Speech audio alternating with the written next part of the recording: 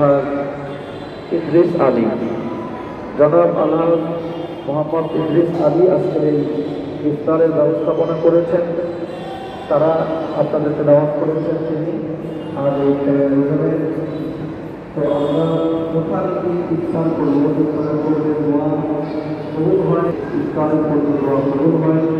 তাই আমরা ইনশাআল্লাহ দোয়ায় শরীক হব। ইফতার সামনে দেখব, যেটা হয় অনেকে একে অপরকে উপদেশ দিতে গিয়ে নিজে আর মানে না, একে অপরকে উপদেশ দিতে গিয়ে নিজে মানে না।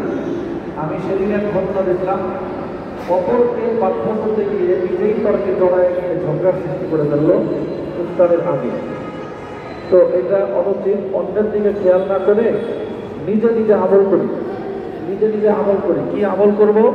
ইফতারের আগে যেহেতু দোয়া কবুল হয়, এই জন্য আল্লাহ তাআলার কাছে ক্ষমার দোয়া করব। আর আরবিতে এরকম বাক্য হাদিসে বর্ণিত হয়েছে, ইয়া ওয়াসিআল ফাদলি ইগফিরলি, ইয়া ওয়াসিআল ফাদলি ইগফিরলি। এরকম নিজের জন্য দোয়া করতে থাকবো, বা অন্য যে কোনো দোয়া আমার জানা আছে।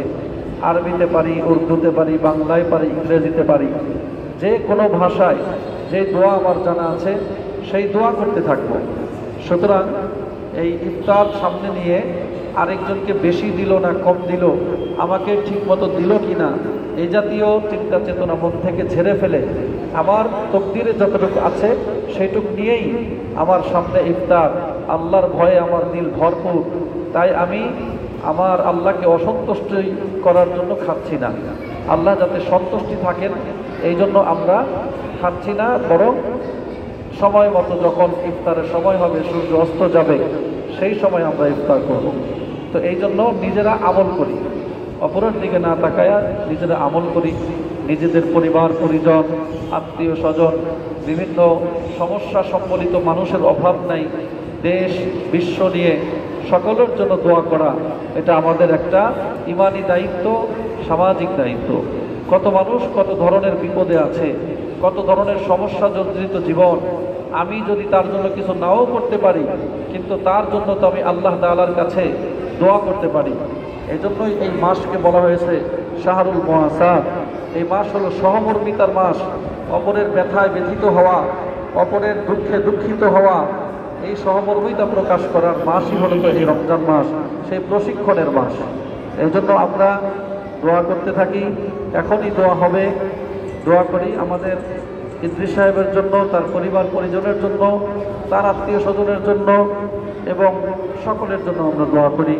আমাদের এই মসজিদ মাদ্রাসা, আমাদের পরিচালনা পর্ষদ সহ পুরা ব্যাংকটনবাসীর জন্য আমরা দোয়া করি। আল্লাহ যেন আমাদেরকে মিলেমিশে থাকার তৌফিক দান করেন।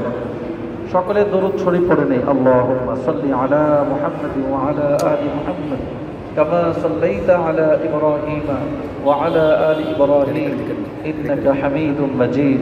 আল্লাহুম্মা বারিক আলা মুহাম্মাদিন ওয়া আলা আলি মুহাম্মাদ কামা বারাকতা আলা ইব্রাহিম ওয়া আলা আলি ইব্রাহিম إنك حميد مجيد. أستغفر الله الذي لا إله إلا هو الحي القيوم وأتوب إليه. لا حول ولا